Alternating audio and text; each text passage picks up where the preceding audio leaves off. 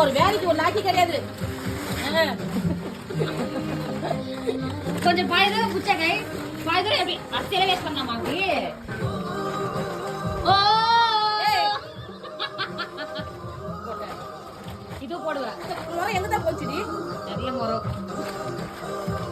இதோ ஒட்டிங்குது இதோ சும்மா சொன்னேன். கருத்துக்குடி எங்க வீட்டு சோடாவை பாக்குறீங்களா? ஹாய் गाइस சோடா சோடா சீக்கிரம் தையாங்க.